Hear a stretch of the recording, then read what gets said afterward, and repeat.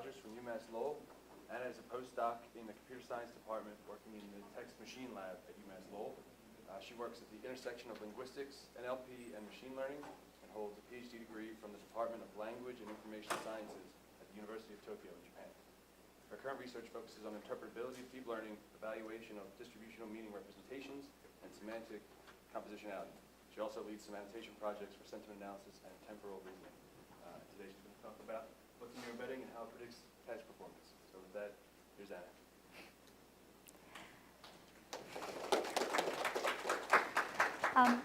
Thank you very much for inviting me. Can you hear me? Is the mic okay?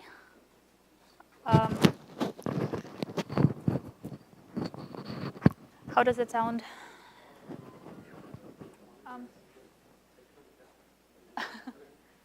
1, 2, 3, 1, 2, 3. Yes. Okay. So can you hear me fine? Okay. Thank you very much. So yes, I got my PhD in Tokyo, and that was in computational linguistics. So today I'm going to take a slightly linguistic perspective on the problems that pretty much anybody who is dealing with NLP has to deal with these days. This question is word embeddings. They're ubiquitous, they're everywhere, and we need to have a better idea of how to use them and what exactly they're doing. And my pointer is not working. No, it is. So I'm just going to do a brief intro to the whole framework and the general methodological challenges that it has at the moment. I'm going to present our solution to some of those problems and also some experimental results. So I'm assuming that if you're here, you're not in bioinformatics or computer vision. You probably have seen word embeddings before, and in particular, pictures like this. This is an example from a paper on, I think, factoid question answering. And what they did with embedding was try to find representations in which the similarity between those representations would give them an idea of which is the more likely answer to a factoid question. In this case, you see that not only the model managed to group the presidents together, but also it does have Washington and Jefferson closer than, say, Jefferson and Reagan. So it does do something meaningful. The word embeddings are used in many NLP tasks at the moment. They are used for sentiment analysis, they're used for question answering, for inference, for different kinds of reasoning, for sequence labeling, you name it. The idea is you get those embeddings from some large collection of text.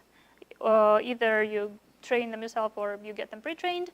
You plug and play. You put them into your model, and it works. It gives you some kind of meaning representation. It even seems to do something intelligent syntactically. It does manage to do something similar with at least phrase and sentence representations. It is successfully used for topic modeling. But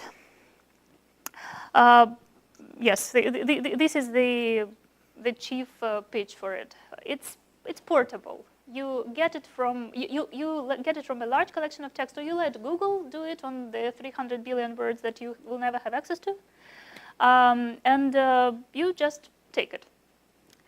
However, you probably remember that in the 90s, when the Earth was flat and dinosaurs roamed it, before there were word embeddings, people were doing a very similar thing with, in a more explicit way. The models that were based, let's say, on singular value decomposition, you take the collection of texts, you take an explicit co-occurrence matrix, and then you have some clear mathematical operation that gets you from this to this. However, and at this point, people were just saying distributional meaning representations, vector space models. They were not saying word embeddings.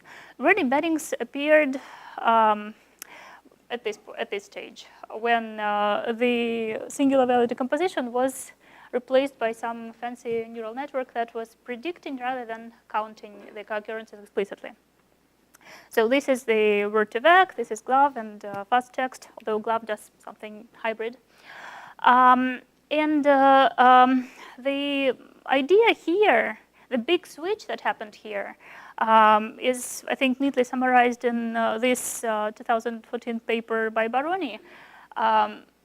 It just seems to work better. We did this switch, we made the transition because it seems to work better. This is the slide from Mikolov presentation in 2014. His reasoning is neural networks don't do anything completely new. They don't do anything that our traditional models completely failed at. But they seem to perform better. And we all want to get publications in ACL. And that won't happen unless we beat the previous state of the art by 0.2%. So we all want those extra gains in accuracy. However, you must see already a methodological problem with all of this. If the rationale is that they work better, but it's a black box, then okay, if it works better than it does, and you get ACL publication and you are famous, and if it doesn't, then you have no idea what to do. So this is the deep problem that is the main focus of my talk. Here is an email I actually got from a Japanese colleague, which I think summarizes a situation in which many graduate student in NLP has been. There are so many models. Which one do I choose? I actually don't care about word embeddings. I just want something that will work with my model on my task, whatever it is, sentiment analysis or whatever. I just want something that will work. Which one do I get? I don't want to spend extra time to look through all of those papers. I couldn't give a decisive answer. I couldn't give any good advice to this person when I got this email because, well, how do we tell which one is good and what does it mean anyway? There are dozens of new models published every year. These are the most famous ones and old ones, but there will be scores of just modifications of Word2Vec coming conference after conference. Plus, they all have tons of parameters without the parameters of your actual model that will actually be using them. So the parameters of those models, which, as Levy has shown, can make more of a difference than the choice of different model, that also adds to the complexity. Plus, you have all the possible variations of what you can put into that model, the different texts, the different size of text, the different preprocessing, different types of syntactic context, whether it's dependency-based or just bag of words, whether it's structured or not. So all of that is going to make a difference.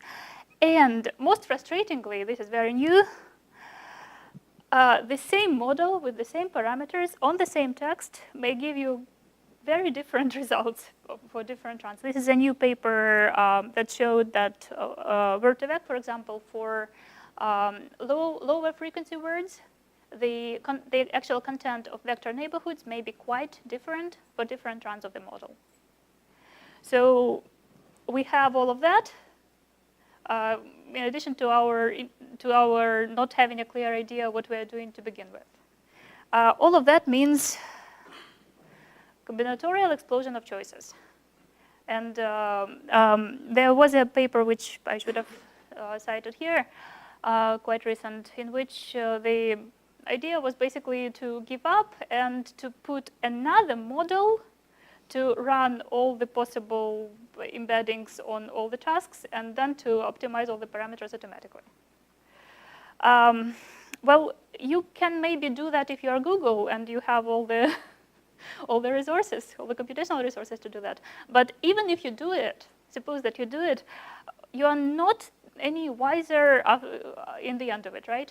You still have no idea what to do in the next task, except for do the same procedure again and spend all good. A mini representation is good if it somehow correlates with human performance on some task. And here, there are many psychological experiments that people have been trying to replicate with embeddings. Most of them, well, well, things like eye tracking and fMRI, obviously they require a lot of psychological data for evaluation, which we don't really have. So these are less reliable at the moment. But correlation with similarity judgments and intrusion, they are very well used, and I will get into more detail about them in a moment. Then there's the famous linguistic regularities, the famous word analogies. And also one more group of intrinsic benchmarks is based on the idea that an embedding is good if it is if it is resembling a dictionary, if it is resembling a structured linguistic resource, and you can trace the information that you know you need to that embedding. So let's start with this one. The most standard benchmark, which is still used in every single paper presenting a new word embedding model, is the similarity or relatedness. There's lots of data sets. They're very easy to run. All you need to do is compute the correlations. The data sets look like this. You have pairs of words and human scores. And all looks well. Except that, tiger and cat, human raters say that it's 735, and book and paper is 746. Is there really a good ground for those numbers? Is there any good ground? Is there a reason why it shouldn't be the other way around? The problem with human similarity judgments is they are quite reliable at the opposites. We can tell very easily that, nail and hammer are related, and nail and cactus are not. This is no problem. But when we have to compare words that are related, then the judgments become less reliable, because we don't have any clear theoretical or intuitive ground to say that, cat and tiger should be 6 and book and paper should be 5. This tends to be subjective, and what is actually happening here is that people react not just on the basis of whatever linguistic relation this is, but on the basis of their personal subjective association strength. And that's not really semantic, right? Besides, as you see, especially for relatedness, we have all possible linguistic relations all together. So tiger and cat, that's hypernymy, book and paper, meronymy. This is just a collocation, cohyponyms. We have all the different linguistic relations here. And, the embedding is good, assuming that embedding is good if it does the same thing, that is, puts everything together, is only going to be valid if your task also assumes that all linguistic relations are happily together and you don't need to distinguish between them. Yep? So I'm wondering how these numbers exactly are collected. So are people asked to rate 1 through 10 and then averaged, or? Yes. Yes. Besides, in many cases, it's done on mechanical Turk. So you have no idea, who they are, how tired they are, how much time they took to answer. But it's on a 1 to 10 scale? It's different between different tests. I think it can be 1 to 10, 1 to 5. SimLex here is a bit different in that they limit the relations to synonymy and cohyponymy, and they call it similarity rather than relatedness. Yep? Wouldn't a relative measure be easier to gather from humans, like man to woman is in the same direction as king to queen, or? Give me a second. Give me a second, we're coming to that. Yeah, anything else? Lots of methodological problems with this paradigm. And the subjectivity problem that we have with the similarity judgments, it may very well be present in other psychology-based evaluations as well. Word analogy. The poster child for word embeddings ever since Mikolov presented it. You have all seen this example, Berlin minus Germany plus Japan should be Tokyo. Or man minus woman plus king should be queen. The word analogy task, as it is formulated, is just like this. You are given a word pair. You're given 2 pairs of words, and the task is to identify one out of all vocabulary of the model, given the 3 others.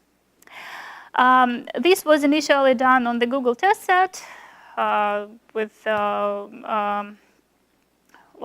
no, this number is wrong, but 19,000 question pairs.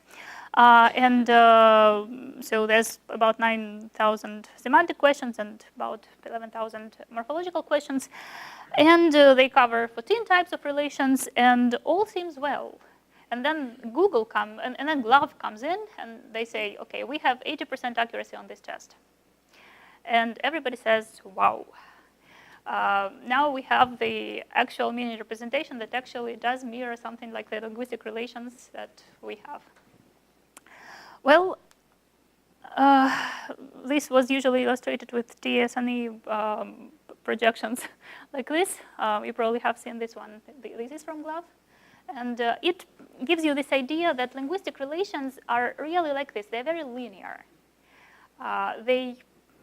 They will be exactly more or less exactly parallel in all the different cases. And this is something that we want to believe intuitively, especially if we are not linguists. Unfortunately, that did not quite bear out. The very first NLP study I ever did was with very simple idea. Okay, if they say this works for 14 relations, let's see how it does for other relations. And this is what we found. So this is data for GloVe and an SVD-based model for 40 relations. And this data set is balanced for different relation types and different question types. So actually, in the original Google data set, out of 9,000 semantic questions, half were countries and capitals.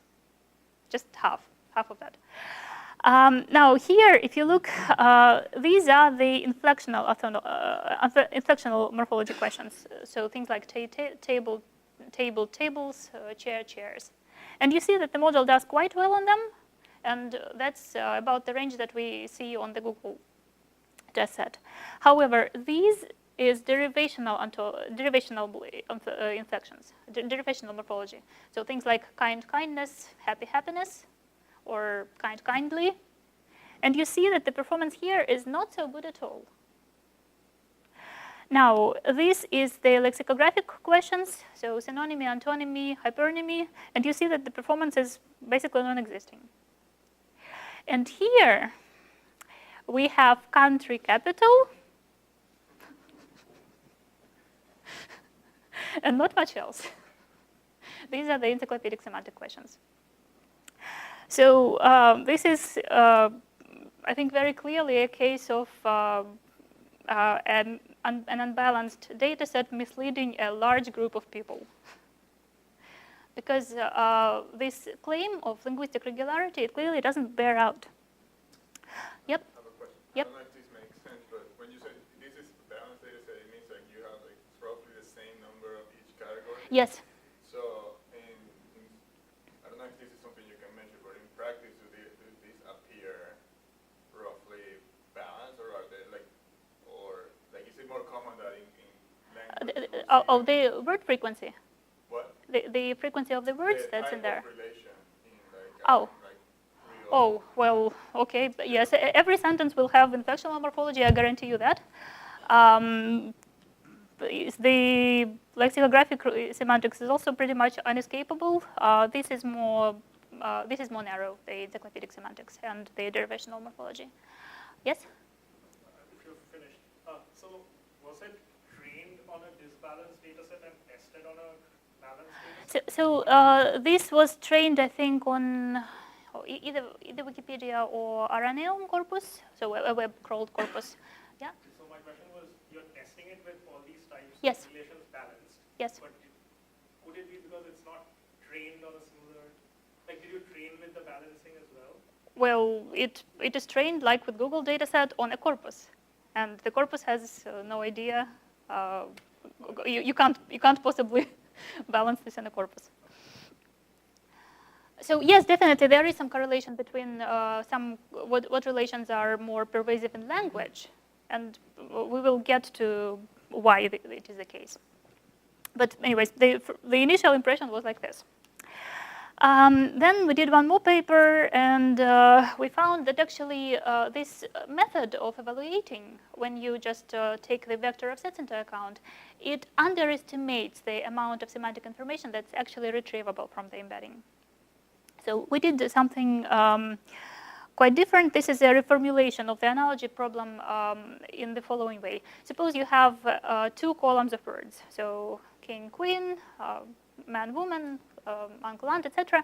And you see that, okay, all the words on the right, they are men, and all the words on the left, they are women. So let's try to use this information, and let's reformulate this problem. Let's say that we want to find a word that is very similar to king, but is a woman. So we train a logistic regression classifier based on the held out part of the data set to find words, to predict the probability of something being a woman. And then we combine that probability with the proximity to king. So this is the idea behind the LR-COS method. And you see that we have quite a lot of improvement compared to the Mikolov method on pretty much all of the relations. Yes? So what if you instead, so these previous methods are just taking the argmax, Yes.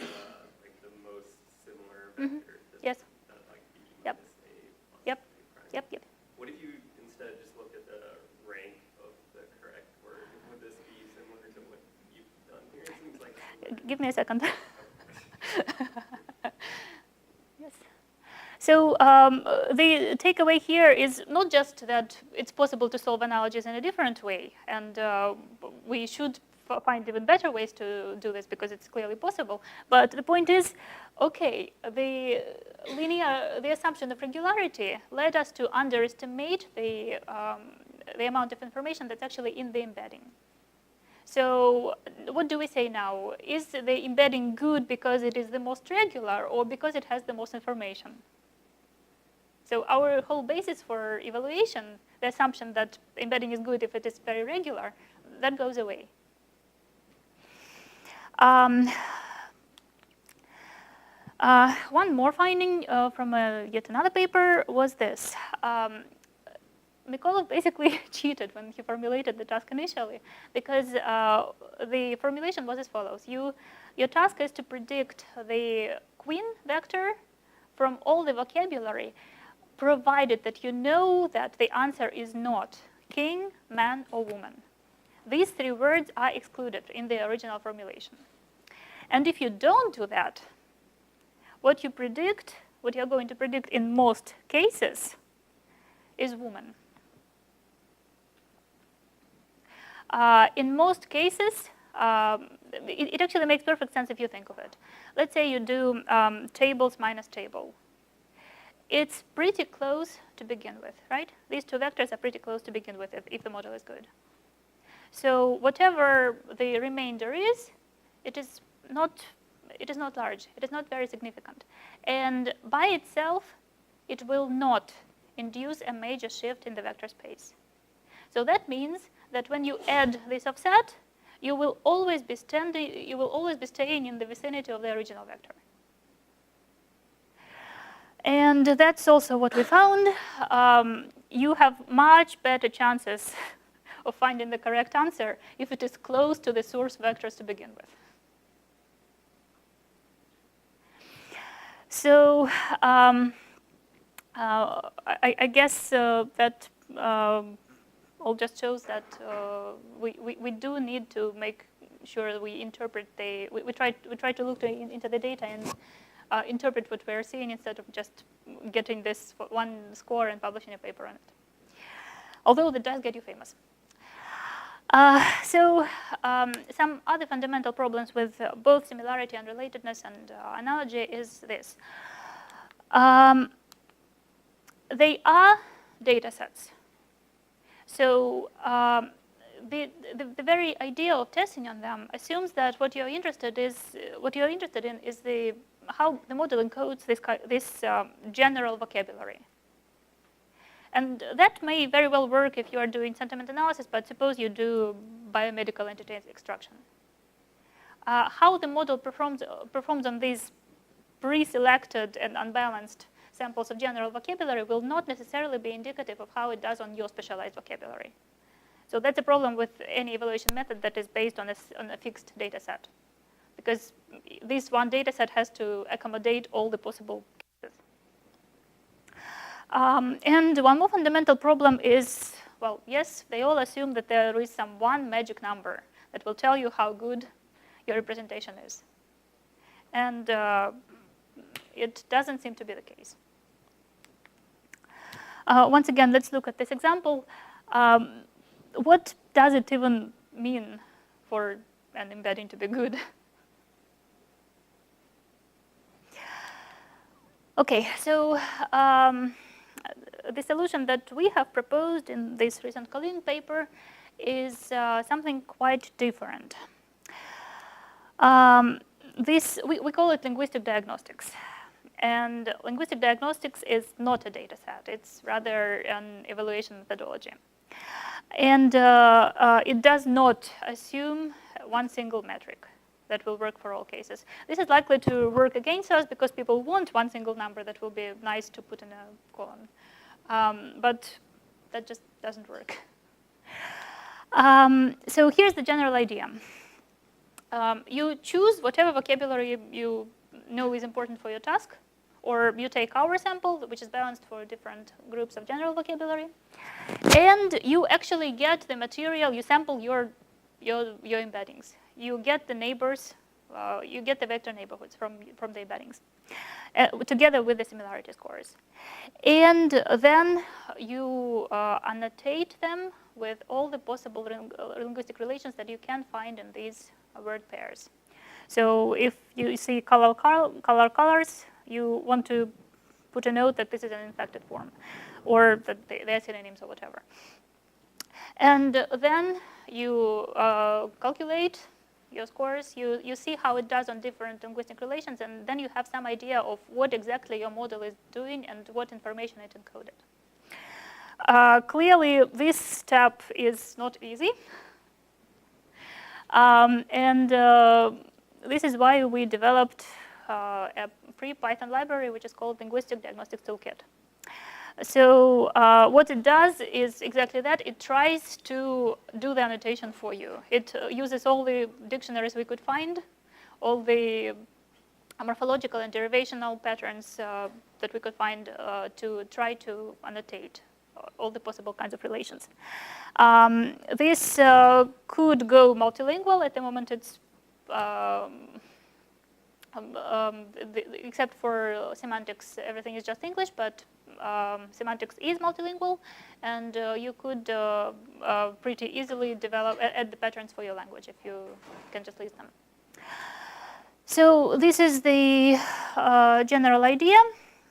Once again, you sample the corpus, you get top n neighbors with the available, and then you do all this pre-processing. And once you have all the information for each word, you crisscross them, and you see where they overlap. And in the end, you get a set of word pairs with some categorical or some continuous characteristics. And you run some analysis with trying to explain how this works out for the performance on your particular task. As an example, so these are the variables that we are considering at the moment. For morphology, we will take into account if the neighbors have the same morphological form, particularly if they are both lemmas. We will take into account if they have some shared derivational pattern, so maybe a shared stem, shared suffix, or whether they have the same part of speech. We will take into account whether the neighbors are synonyms or antonyms or some other lexicographic relation. And we also take into account the minimal distance path in the ontology between these two words. And by minimal distance path, I currently mean the similarity in WordNet. So then we have the psychological associations. And also some other identifiable word classes for which we don't really have a clear way of establishing relations. But at least it helps to know that they are in the same class. So we have numbers and URLs and names, and also different types of misspellings. Plus, we take into account some distributional information. It is only fair to evaluate your embedding if you know what information it had to begin with, right? If you evaluate one embedding that had one model that had as input, say, different frequencies of the input words, then you can't expect them to have the same output. So we take into account whether the neighbors were low or high frequency, whether they occurred at all, whether the neighbors are close or far away in the neighbor space, in the vector space, and whether the two words occurred in a larger corpus, which could be a good predictor for a relation, because this is arguably kind of a ground truth. We want a distribution that mirrors a much bigger corpus, right?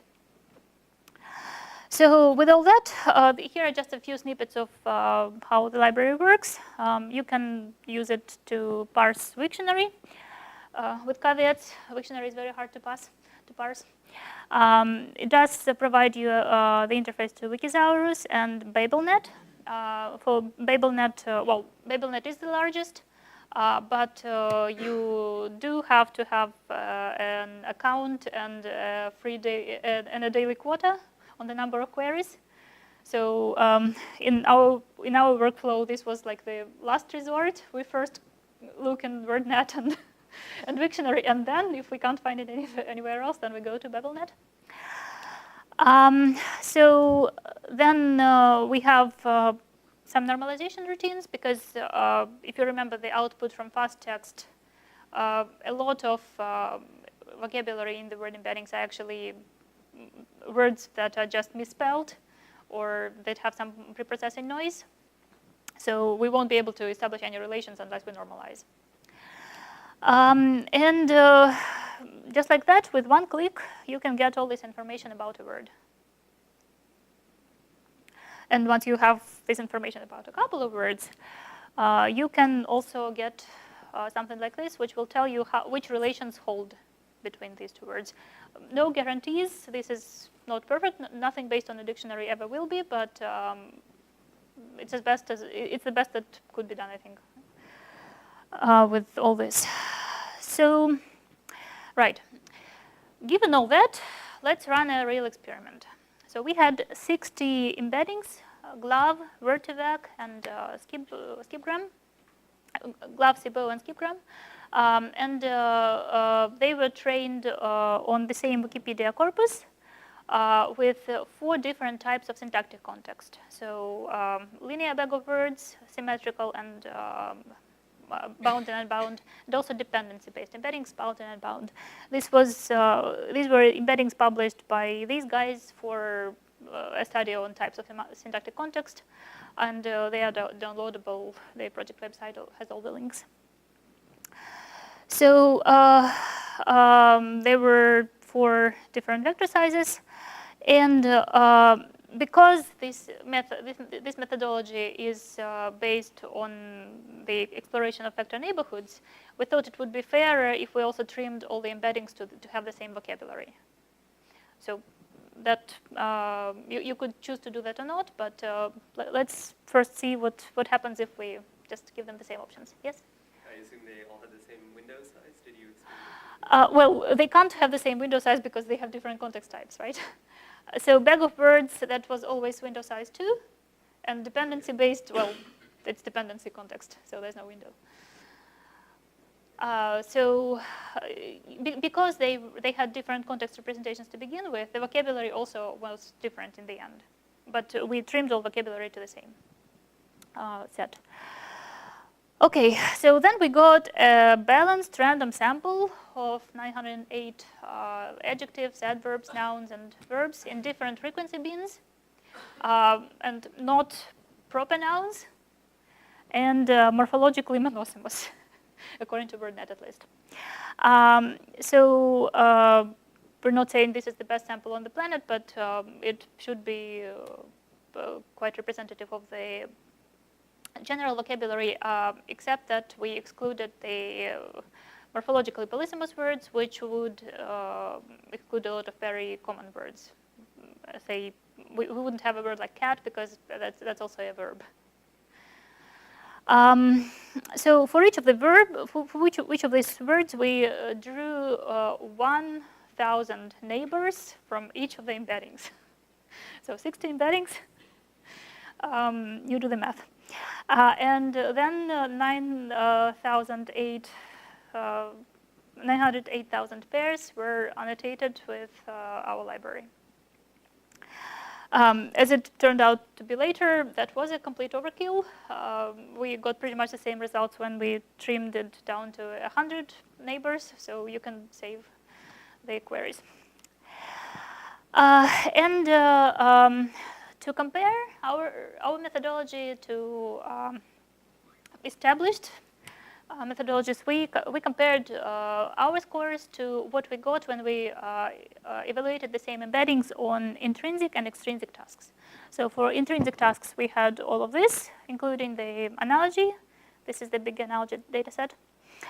And then a set of extrinsic tasks, which was pretty similar to the representative suite of tasks by NIAC in its content. So we had sequence labeling tasks, post-tagging and chunking, and named entity recognition.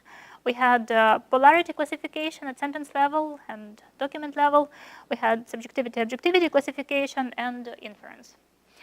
With all of these, I won't go into implementation details, but we assumed that for evaluation purposes, it's better to take the stupidest possible classifier. Of course, you will get performance that's closer to state-of-the-art if you plug in LSTM, but then it's not clear how much of the improvement is due to the embedding itself or to the LSTM. So we followed NIAC in preferring the simple implementations. So the results. Let's see how SIBO and GLOV and skipgram for linear bag of words size 2 fare on our intrinsic tasks. You see that the performance is in most cases not very far off, but skipgram is consistently winning. It's always better on all of these tasks, at least with these particular embeddings. So let's see if our methodology can explain why. These are some of the scores that we got from the LDT library. So you see that for skipgram, it gets higher scores on both morphological and lexicographic relations. Whereas SIBO, it's usually very close to skipgram in most of these, but 1 or 2% behind, right? However, it is quite ahead here in misspellings and numbers. And we are not by any chance saying that misspellings are good to have close by. But maybe if you have misspellings, if you have more misspellings as close neighbors, maybe they push away all of this, and maybe this is what matters. Yes? Sorry, what are these numbers?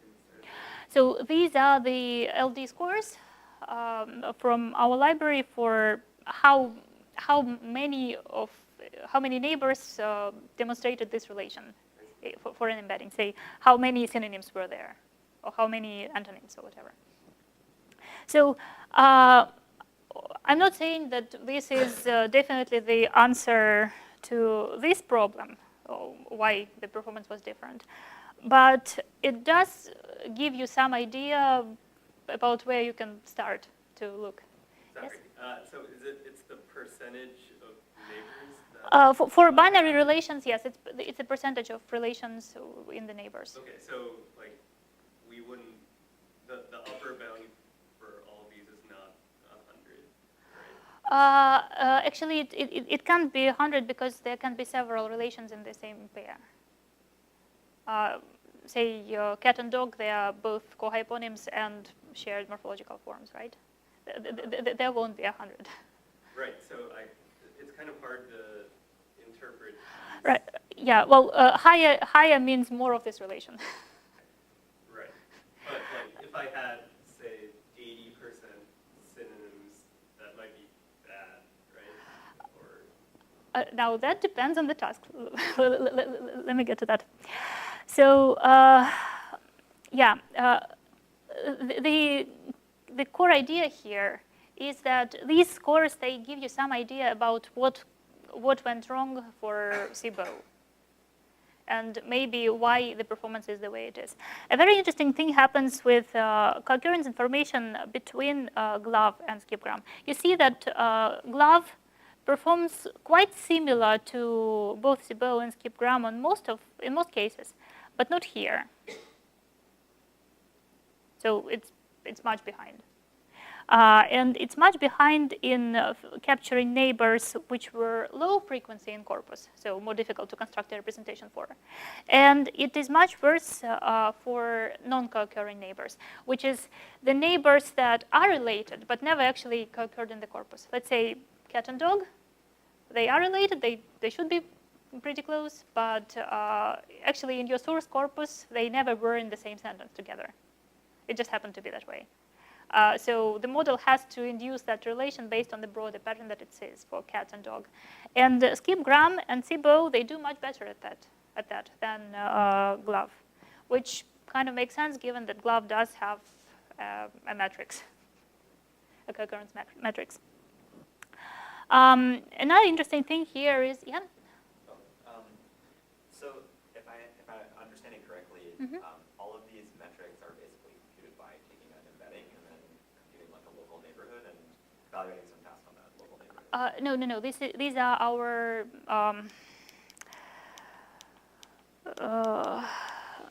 yeah. These are all of these scores, and they are computed based on the annotation we do with our library.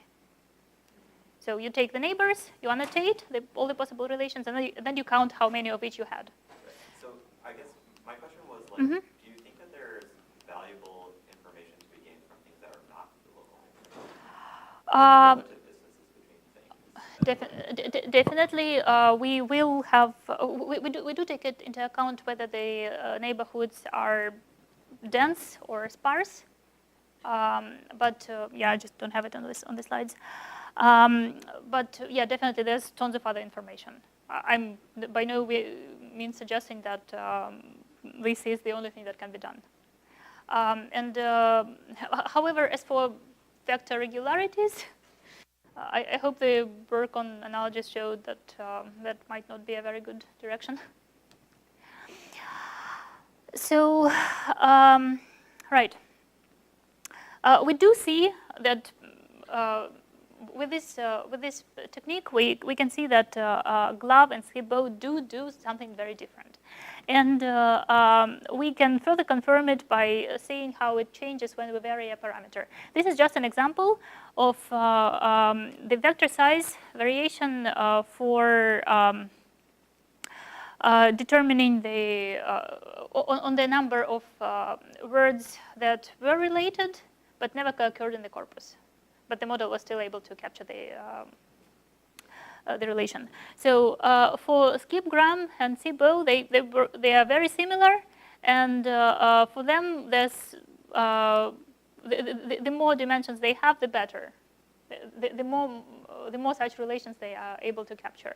However, for GLOV, actually it does the best on this score when the relations are down, when the dimension is down to 25.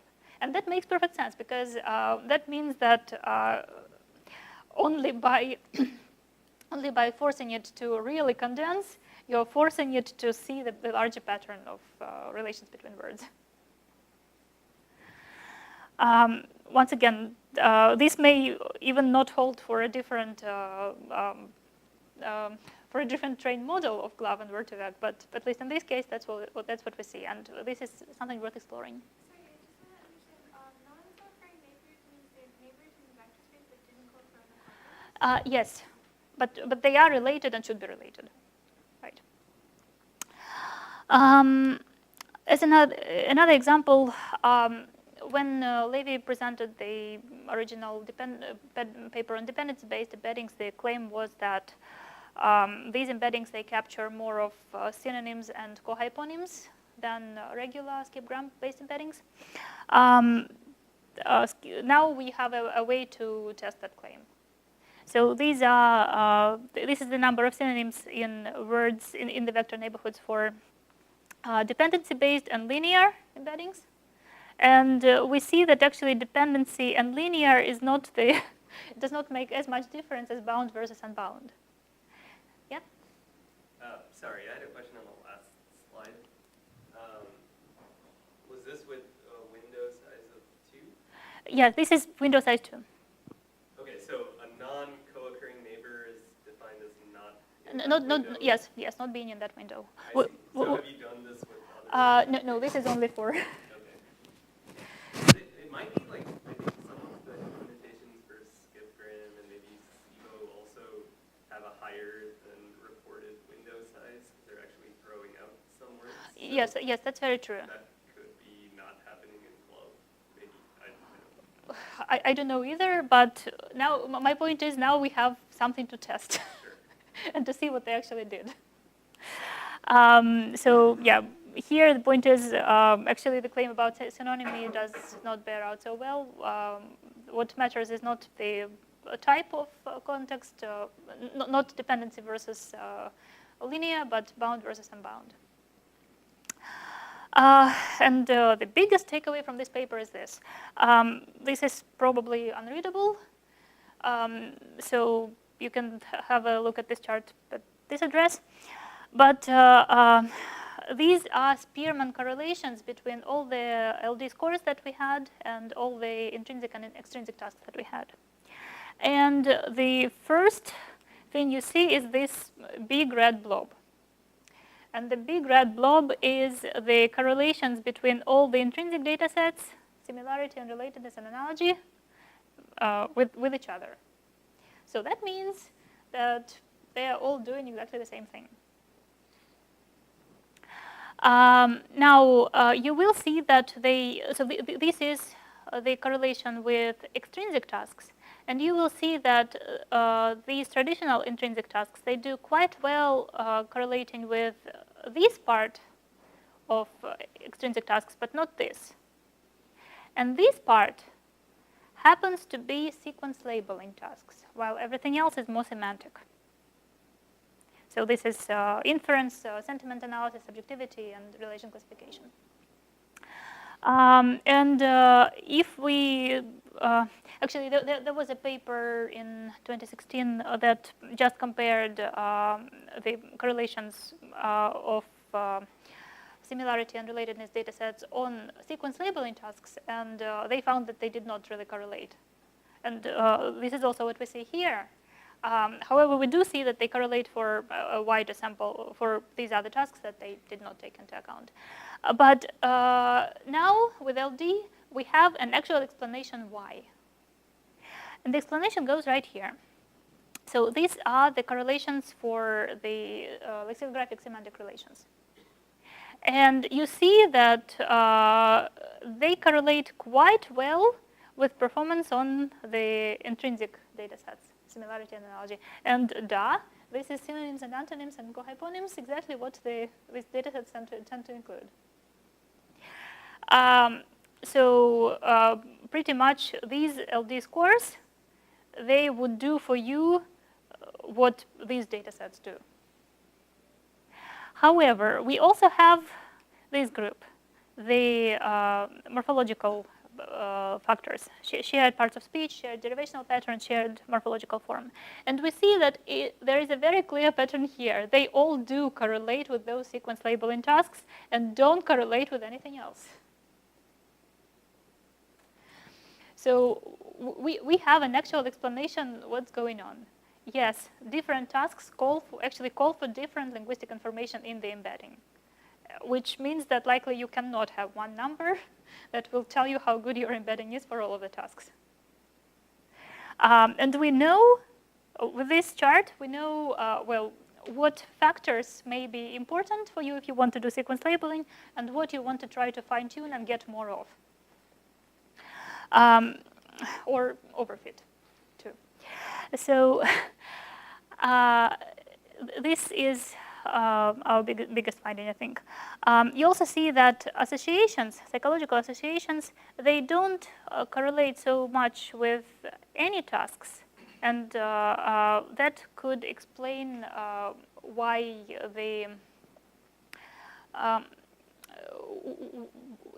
the effect of similarity and relatedness tasks is somewhat dampened. Because if associations as such do not matter, and they do get mixed in similarity and relatedness scores when people are asked to just rate words, then it's not helping.